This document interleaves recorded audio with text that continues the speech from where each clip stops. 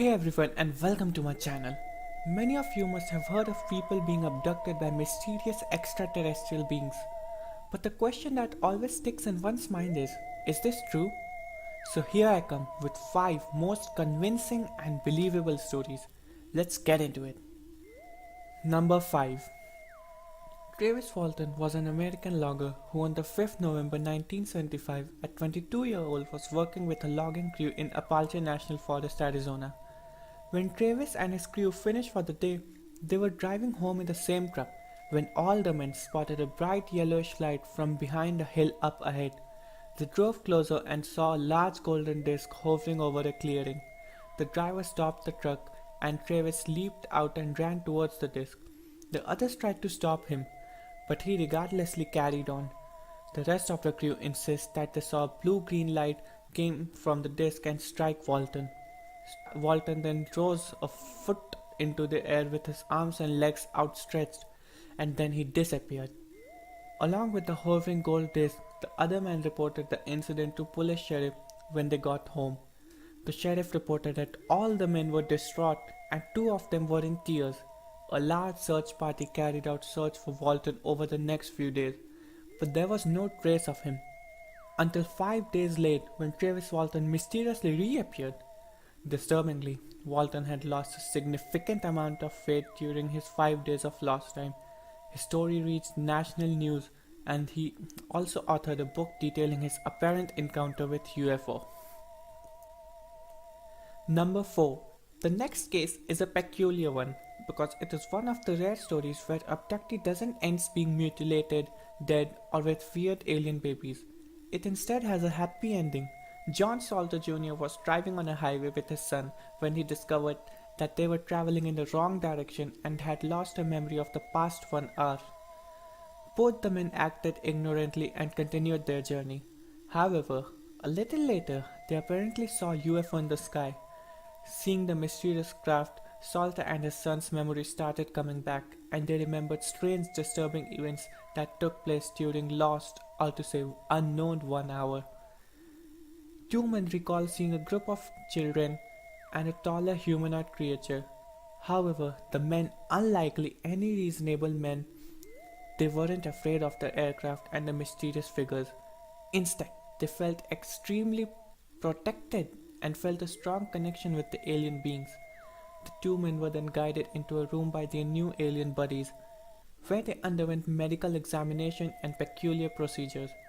Blissfully, John and his son, instead of having nightmares and creepy sort of feelings, they had an overall improvement in their health. But by far, the weirdest part of the story that makes this whole event credible is that when John discovered a scar that he had on his head had vanished. Number 3. In the most of the alien abduction cases, the abductee returns and tells his story and experience to everyone. And that returning sort of brings the feeling of uncertainty to the story. But that's what makes the story believable, as no trace of the deemed abductee, that is Frederick Valentich, was ever found again. Frederick Valentich was a 20-year-old aspiring pilot in Australia until on 21st October 1978, during a flight off the southeast coast of Australia, something unexplainable happened. During this flight, Valentich radioed Melbourne's air traffic control that he was being shadowed by some unidentified craft flying 1,000 feet above him. Frederick said that the craft was circling above his plane and was emitting an eerie green light. Air traffic control asked him to describe the other craft, to which Frederick replied, "It was not an aircraft." And then the communication was interrupted by metal scraping sound, and then contact was lost. A 4-day search was taken place in an area equal to 1,000 miles square, but no trace of Frederick Valentich or his aircraft was ever found. When the police inquired the nearby locals, there were numerous reports of people sighting a UFO in the sky above Australia on the night of Frederick's disappearance.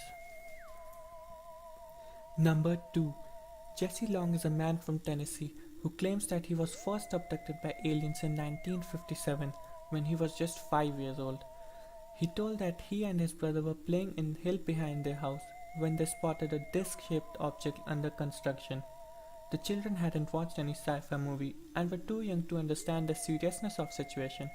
Thus, they went to examine the UFO-like object. This was when a tall man appeared in front of him and flashed a light, which instantly paralyzed him from head to toe. Jesse didn't remember anything more about the incident until he underwent hypnosis and recalled how he and his brother were taken a long hallway and were then separated. Jesse was then placed on a flat table and he recalled an object being implanted into his left shin. The object remained in Jesse's leg for 34 years until in 1991 he had an operation and got it removed. Jesse's skeptics were not able to prove this as hoax, as there sure was an object inside his left shin. The object appeared like a shroud of glasses.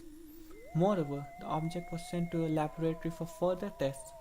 The Southwest Research Institute, which examined the supposedly alien object, said the object had very remarkable composition and it exhibited a unique surface characteristic which cannot be explained. The questions outnumbered the answers. Jesse's claims that he had been abducted later multiple times and in particularly apparently an extremely traumatic abduction, Jesse was forced to crossbreed with what he believed was a female alien being. In 1990, he was driving to New Orleans when a light appeared and Jesse's car was lifted up. Jesse was then placed on a table and he was presented with alien baby saying, "This is your child."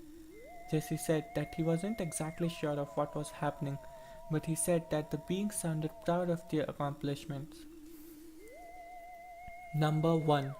One night in 1976, in rural Maine, 4 friends who had met at art school went on camping.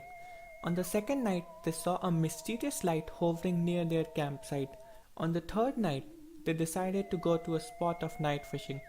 Whilst fishing, they noticed the same bright light again. One of the crew members angrily stood up and used his flashlight to draw SOS pattern at the mysterious light. Shortly afterwards, the light expanded like a monster and engulfed all of the 4 men.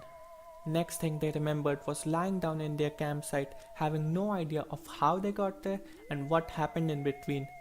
The fire they stroked up before leaving was now completely burned up and only left with ashes.